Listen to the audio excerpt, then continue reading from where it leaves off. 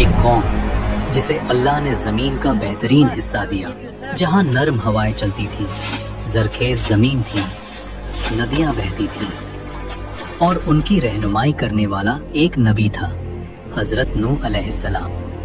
مگر سوچو، نہ 10 سال نہ 50 سال، پورے 950 سال تک ایک ہی شخص، ایک ہی پیغام، ایک ہی قوم کو سمجھاتا رہا، صرف اللہ کی عبادت کرو ورنہ عذاب آئے گا۔ اور جواب میں مذاق، طنز اور دشمنی۔ نوح، یہاں سے چلا جا، ہم نے کسی اللہ کو نہیں ماننا۔ پھر ایک دن آسمان نے اپنے دروازے کھول دیے، زمین نے اپنے چھپائے ہوئے چشمے پھوٹ دیے، اور سب کچھ ایک گہرے طوفان میں ڈوب گیا۔ قوم نوح حضرت آدم علیہ السلام کے بعد انسانی تاریخ کی سب سے پرانی قوموں میں سے ایک قوم تھی۔ زیادہ تر روایت کے مطابق یہ لوگ بابل یعنی آج کا عراق کے آس پاس رہتے تھے۔ زمین حسین، فصلیں طاقتور، جسم لمبے اونچے، پہاڑوں جیسی قوت، یہ وہ لوگ تھے جن کے جسم آج کے لوگوں سے کہیں زیادہ مضبوط تھے۔ لیکن پھر ایک نئی فطرت پیدا ہوئی، شرک کا بیج اگنے لگا۔ قوم نوح کے پاس ہر چیز تھی، مگر سب سے بڑی نعمت توحید وہ بھول گئے۔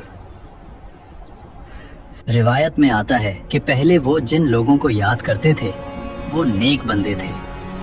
لوگوں نے سوچا ان کی یاد قائم رکھنے کے لیے تصویر بنا لیتے ہیں، بس تصویر سے تعظیم، تعظیم سے سجدہ، اور سجدے سے شرک شروع ہو گیا۔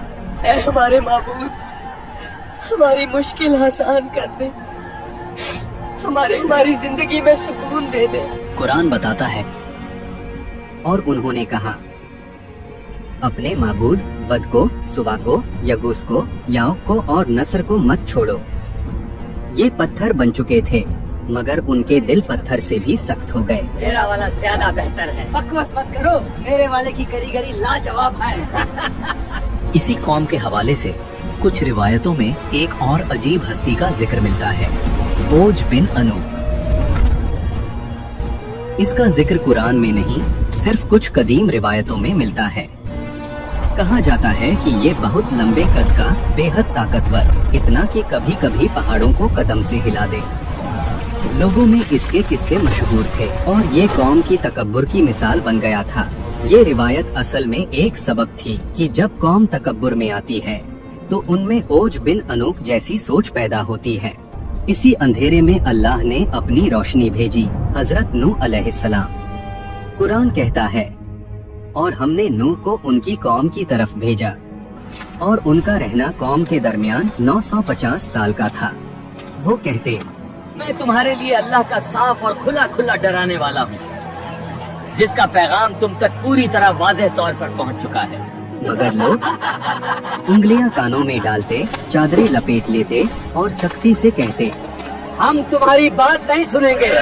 جب حضرت نوح علیہ السلام بولتے کچھ چہروں پر نرمی آ جاتی، مگر پھر سردار آ کر ان کا ہاتھ پکڑ کر کہتے، چھوڑ اس کو، یہ تو صرف ایک آدمی ہے، غریب، کمزور، اگر اللہ کو کوئی پیغام بھیجنا ہوتا تو کسی امیر کے ذریعے بھیجتا۔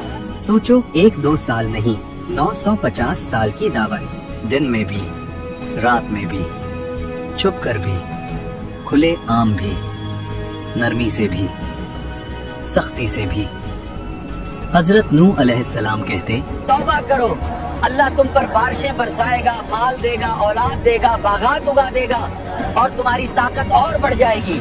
مگر جواب مذاق، طنز اور دشمنی۔ آخر وہ وقت آ گیا جب علم نے یقین بنا دیا کہ یہ قوم اب کبھی نہیں بدلے گی۔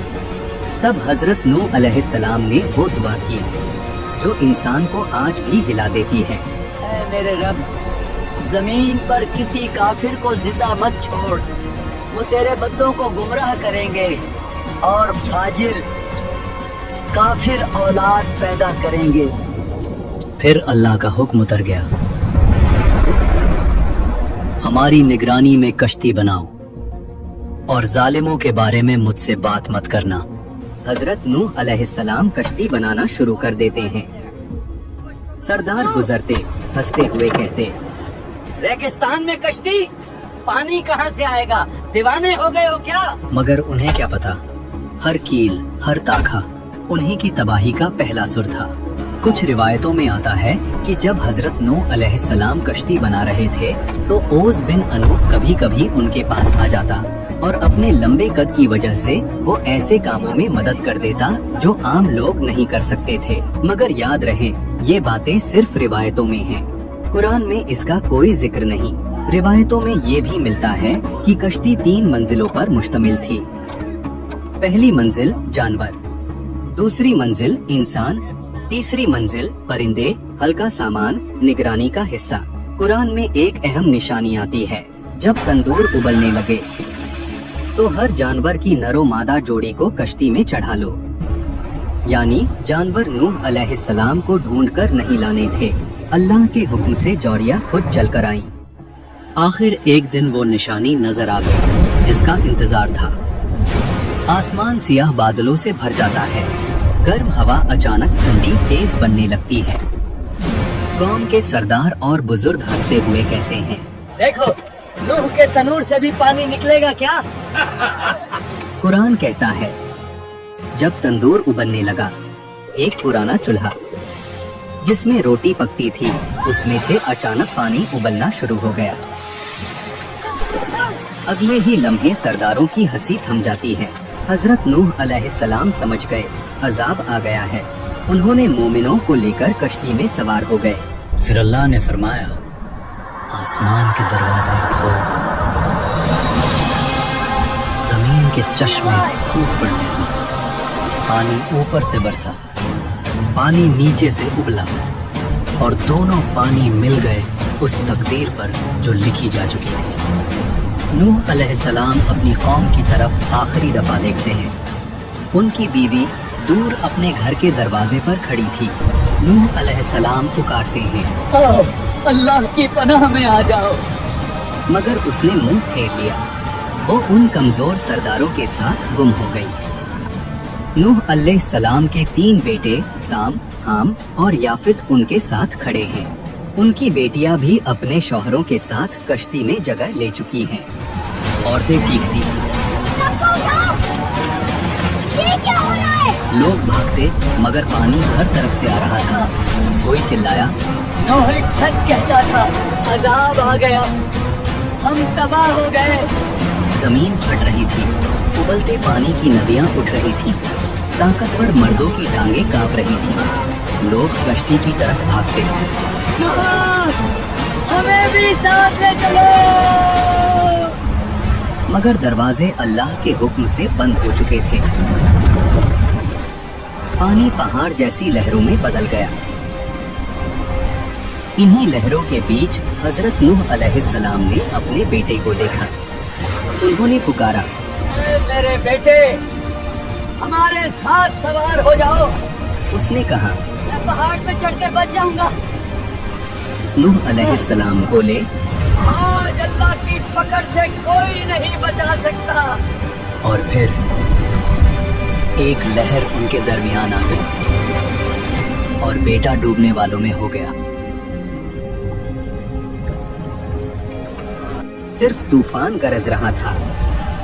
आसमान का रंग सियाह, हर तरफ चीखती हवा जिसे सुनकर लोग डरकर रो देते। तूफानी लहरें कश्ती की दीवारों पर जोर से टकराती और हर टक्कर पर कश्ती पूरी तरह कांप उठती। अंदर से हजरत नूह अलैहिस्सलाम दुआ में झुके हुए। बाहर से चीखों का शोर, दिन रात एक हो जाते। बिजली की चमक के सिवा कोई रोशनी नहीं। पानी इतना बढ़ जाता है कि पहाड़ सिर्फ चोटियों तक रह जाते हैं, सिर्फ कश्ती तैर रही होती है। तूफान गरजता रहा, दिन रात एक हो गए। कश्ती पहाड़ों जितनी लहरों में तैरती रही और आखिर अल्लाह ने कहा, ए जमीन, अपना पानी निगल ले। ए आसमान, थम जा।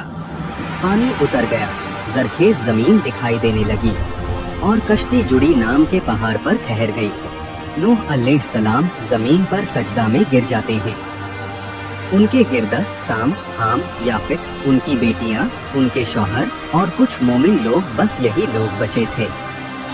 यही से एक नए दौर का आगाज होता है। कौमें नूह सोचती थी हम ताकतवर हैं, माल है, बच जाएंगे, मगर जब अल्लाह का हुक्म आया, ना माल काम आया ना बुत। आज हमारे बुत, करियर, लोग क्या कहेंगे, सोशल मीडिया, बेहयाई। उस वक्त कश्ती बच गई, आज हमारी कश्ती तौहीद, नमाज, तौबा, कुरान, सुन्नत। कमेंट में लिखो तुम्हें इस वाकया से क्या सबक मिला है और चैनल को सब्सक्राइब करना मत भूलना।